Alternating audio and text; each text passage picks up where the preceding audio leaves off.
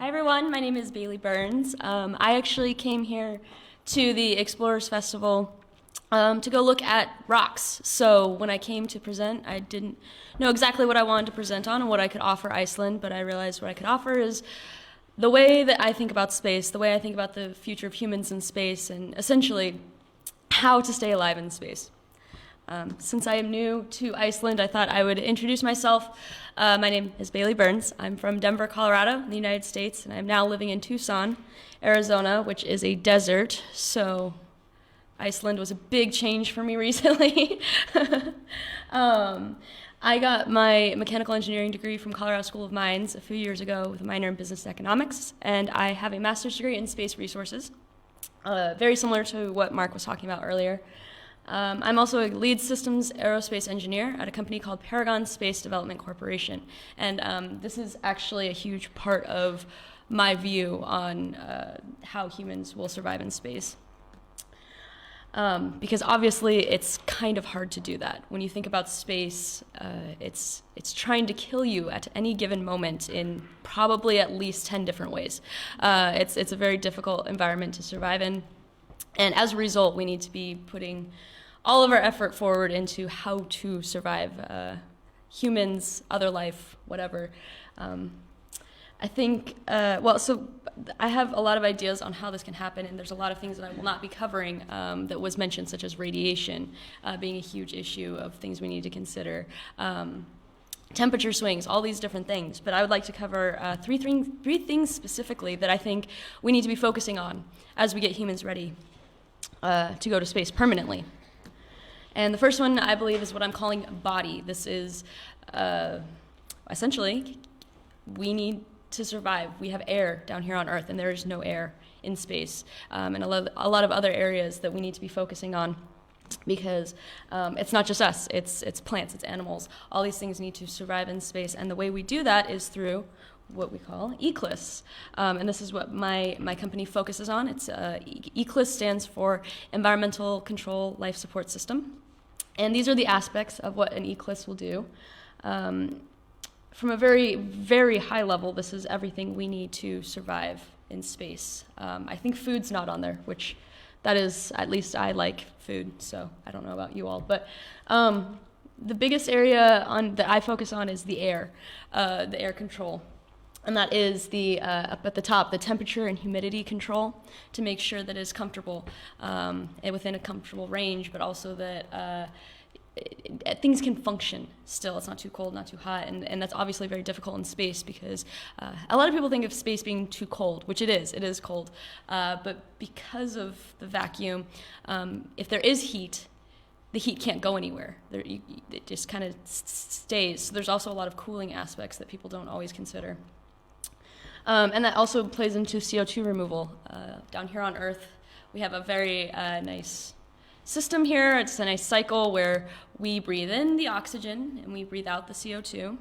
And luckily we have these nice plants that breathe in the CO2 and breathe out oxygen, and together, it's a very simplified version of it, but together we are able to survive. And we don't have that same luxury in space. So as we are bringing in the oxygen and we bring out the CO2, we cannot continuously bring in oxygen. So we need to figure out how to take that CO2 out of the oxygen, reuse it. It's a huge aspect of what I'm doing. We also have smaller things, trace contaminant control is another big one. Waste management, someone needs to be thinking about that. Adding the oxygen and nitrogen into the system. And the other really interesting one for me, at least, is water. I think we were talking earlier, there's some water on the moon, but not much. A lot of the water we have is here on Earth, and it's pretty crucial to our survival. So that means we can only bring so much water with us. I believe ULA, United Launch Alliance, put out a number maybe a decade or so ago, that it was $10,000 per kilogram to launch water into space. So that is a very expensive bottle of water. I think actually they should probably, if you're asking me, they should probably be launching Icelandic water, but $10,000 nonetheless. As a result, what we have for water is what we get. So as you drink water, You obviously have your urine recovery over there. You get water back out of it. You can also use the humidity control, but that's a huge aspect because of how valuable water is. The two most valuable things for humans in space, at least, is oxygen and water, and so we need to be saving those. So from a very high level, this is the body that I'm talking about. These are the things that we need for our body from a very fundamental level. Yes, you can have rockets. Yes, you can have cool moon bases and all these different things. Rovers are putting those together ready for us when we get there. But if you're not thinking about these things, it doesn't matter. This is the fundamentals of what we're looking at here. That is ECLSS in a nutshell. That's what I say. I say that word probably 20 times a day, so near and dear to my heart. And like I mentioned, this is Paragon. This is my company specifically. And these are some quotes that I think really helps show the importance of not just Paragon, but ECLSS and life support in general. So I think one of my favorites, someone at the end of, they stood up and they said, "Oh, so you use Paragon Air to get you there?" And I was like, now that's a slogan right there. All right, you're hired. So yeah, it's using Paragon Air to get you there, whatever you need to survive in space. I like this idea of, 50 years from now, we're all going to our different destinations, Mars, Moon, wherever you want to go. And you get onto your spacecraft and you go and you look at your little ECLSS system, and there better be a little Paragon sticker on it, because so you know it's going to be safe. So this is the body of it all. This is I think I covered a lot of these: pressure control, temperature control, humidity removal. The other side of ECLSS is considering kind of the extremes of what can happen. We've got the monitoring of all these things, obviously, and it's something people don't talk about a whole lot. But if one of these things goes wrong, it's kind of a domino effect, and people don't realize that. If you know the ideal gas law or a lot of different other temperature and pressure very closely tied together. So if your temperature control is not right, your pressure control is going to be off. That's not good. If your pressure control is off, well, then the amount of oxygen, the percentage of the oxygen in the air is going to be off, and you could give your humans either oxygen toxicity, where they have too much oxygen, or hypoxia, where they have too little. And it just is a cascading effect that basically ends in killing humans. So we're going to work really hard to monitor this and make sure it's right. Another huge part of ECLSS that I did not mention is the fire detection, suppression, and recovery.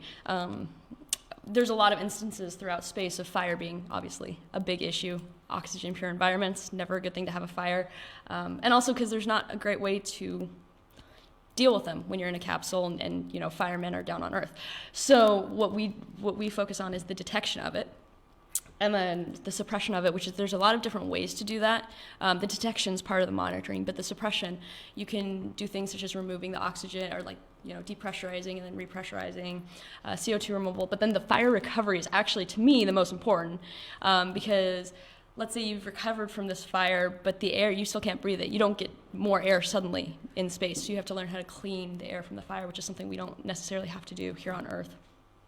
We have leak scenarios, making sure that if there is a leak, as mentioned with the space debris, if something is able to puncture a cabin or something like that, your pressure will be maintained. And other extreme emergencies, which this one, that's my favorite part of my job, is just imagining all the ways things could go wrong in space and what I can do to help make sure humans survive that. And that's a huge part of ECLSS, is how can we mitigate these extremes using a lot of biochemistry. So this is the body aspect that I'm talking about, thinking about these things early on, understanding it, and then imagining these scenarios is really, really crucial to keeping humans alive in space. As I mentioned, there's 3 things, so that's body. The next one is going to be mind, and this is a big one for me specifically. A couple of those pictures you saw earlier when I was introducing myself came from HI-SEAS, which Mark did mention, yes. This is the analog mission that I did in Hawaii, September of 2020, so fairly recently. In the middle of a pandemic, it was probably the most realistic quarantine anyone's been through, as I lived with 6 people in a confined space and didn't see much sunlight, actually. It was weird when wind touched my skin again. It kind of scared me. And analog environments, as mentioned, analog missions, there's many, many all over the world, and I can't tell you the validity of each one of these. Some I know, HI-SEAS, one of them, Chill Eyes, that is another one. Some of these are, I don't actually know how in-depth they are, but that means all over the world there are people thinking about how do we actually do space? And in a way where we don't have to worry about the body aspect of the CO2 removal and all that sort of stuff. This is more of the fundamentals, the operations, I guess I should say, of how we're going to be doing space. And that's the mind, to me, because an analog will put you into the mindset of being in space.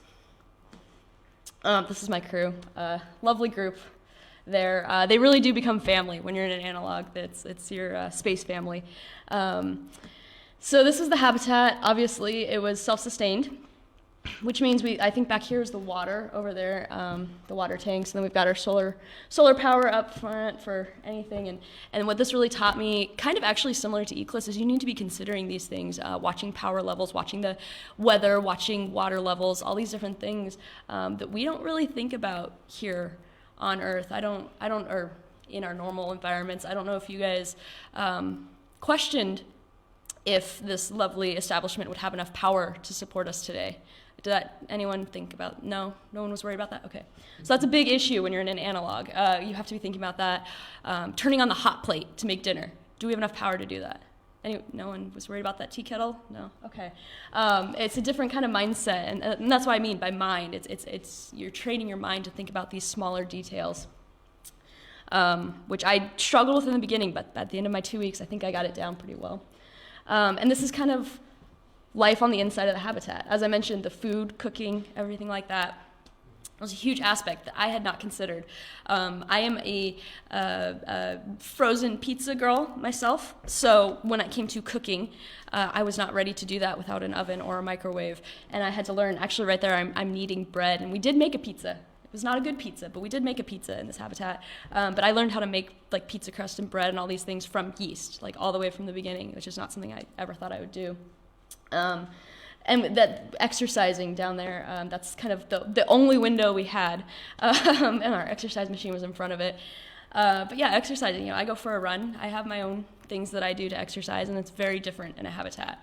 And so thinking about these things, training yourself to get what you need to be healthy, to get food in an environment, an analog environment, is very crucial. And this was life on the outside of the habitat. We did analog EVAs, where we studied lava tubes on Mauna Loa, which is one of the volcanoes in Hawaii. And we did hear about lava tubes earlier. I am team lava tube. I think they're fascinating. Would love to go in one any chance I get. I think they're the way of the future, and they're super exciting. And that is me hugging the wall with a black pit right there is about right. I don't know how high up it was. I don't think it was too dangerous, but yeah, it was quite interesting. And this really showed me, I think, like I mentioned, in terms of mind, it's a different kind of exploration that happens. No GPS, we've got flashlights. We've got to be considering our air quality and everything like that while we were down there. Some more EVA pictures. More lava tubes, and that's some of the dripping that we talked about earlier. But yeah, that's analog life, and the mindset of it, as I mentioned, there we go, changes how humans get ready for space. And as I mentioned, the food and the cooking. One thing I realized, I'm sure a lot of you might have thought about this but not put words to it, but meals and coming together to eat meals is a huge part of the analog experience that I actually hold near and dear to my heart, and I've put a lot more emphasis on meals in my Earth life as well, because it is a bonding experience, that dynamic, I guess, of eating meals together. I also thought the research was very interesting because your tools are limited. If something breaks, I don't know how many of you have read or seen The Martian. It's quite accurate. A lot of duct tape, a lot of quick thinking of, I don't even care how fancy it is, but this is what I need to do. What is the fastest, best possible way I can do that? And research is very similar, because I think any scientist here would tell you that no research goes exactly how you thought it would go. And that's very different when you're in analog and then also in space. You can't fix it easily. You have to be creative with that, and that forces you to. It's interesting. For what I learned, it's you plan ahead more, but you're also more okay if things don't work out. It was kind of an interesting dynamic, in my analog at least. Facility use, that includes bathroom, showers. It's yet another thing that's very important to humans in space that we don't often think about. as I mentioned, with the solar power, water, monitoring those resources. Another interesting thing for me was the communication aspect. We had a Capcom where we did not have internet, and being actually cut off from the world, I don't think I've actually had that since before cell phones existed, which I was very young for that. And so that was actually, I thought about it, and honestly, that was probably my first time where I didn't have access, even if I wanted to. And that was an interesting way of thinking about it. And communicating, both the radio communication, but having that limit on communication is another thing that I think is really important. Another huge one is the human factors research. It's one of the best parts of analogs is they get to promote human factors and give a chance to try things out before it's in space, and if it doesn't work, oh well. And then the operations of it all, as I mentioned, the EVAs. And then my favorite thing is the crew dynamics. As I mentioned, my crew became my family. I talk to them still to this day. And for me, this is the most important thing that analogs can teach us and prepare us for space is how to get along with other people, even when you really don't want to, because that analog, it was a dome. There was no corners, so you really did have to face everything in front of each other. And it was a good learning experience, understanding the hierarchy, knowing your place, but also knowing when to step up and say, this is what I think. It's a harsh environment, just like space, and so it gets us ready for that. So that's, from my perspective, the actual how do you breathe in space. And then it's the mind of, okay, how do I get ready mentally for space? And then finally, the spirit of space is the third thing that I think is crucial to getting humans ready for space. This is The Right Stuff. If you've seen this movie, it's a great, great movie of the Mercury astronauts back in the 1960s. Celebrated as heroes. We were actually talking about it earlier in this festival. That a lot of the astronauts from the 1960s, 70s, and even modern day, you could argue, were treated like gods when they came back down to Earth. And this was who you needed to be if you wanted to be successful in life. This was the picture. And if you notice, they're all test pilots from the military, at least from NASA, from the United States, all white males. And it painted this picture of what it meant to be an astronaut, what it meant to go to space. And what I'm arguing is that that's not the spirit of space that we're looking for anymore. And actually, oops. Oh, it didn't show up. That's okay, but it was crossed out a lot because I just don't look at it. Like this is great. It got us to where we need to be now. But we're looking into what the new right stuff is. And that's this book I'm holding here with my high seas crewmate. And this is the new spirit of space. And so the argument is that we had these test pilots who were stoic, could take on anything. And like I said, they were kind of the heroes for a lot of people. A lot of the reason that a lot of us are here were actually those astronauts back then because they were so inspirational in our lives. But it wasn't everything. There was a lot of issues there. There was a lot of anger, other issues of drug abuse or alcoholism. And the important thing here is those things cannot fly in space because if everything's trying to kill you, you don't have the energy to bring in those other negative things. And so we're looking at what the new right stuff is. And this is going to be through an organization that I'm part of called SpaceKind. I'm the head TA for this. And essentially this organization looks at what it means to go to space and what we need to be doing to get ready. And it helps you find your mission so that you can be part of the larger mission. So SpaceKind, a different kind of space, is the way of the future. As I mentioned, it's know your mission. It's also to know yourself, know your strengths, but also know your weaknesses. And this is something that I don't think the earlier astronauts would be able to really call out, honestly. I think they would all know their strengths, but I don't think they would be willing to stand in front of a room and say what their weakness is. And focusing on these things, that's knowing yourself. And if you can do that, you then bring it into your crew. And then you learn your crew's strengths and your crew's weaknesses. And the most important thing is there's no judgment. I think one thing I've seen a lot is that there is judgment within a crew of competition. I'm better than this person. I need to go to the moon first. All these different things that if we get rid of those, space is going to become a lot easier. And as I mentioned, staying alive in space is already hard. Why would we make it more difficult on ourselves? From there, you can trust your crew, and if you can trust your crew, you can trust yourself. And when we get to that point of the more holistic view, all the other things, the body, the mind, will come together, and then you have a full space experience. So how do you survive in space? How do you survive in this environment that is trying to kill you at any given moment? It is through body, mind, and spirit. And with that is my take on the future of humans in space, of what we need to be focusing on for us to survive. And if there's any questions, I'm happy to answer them. Thank you.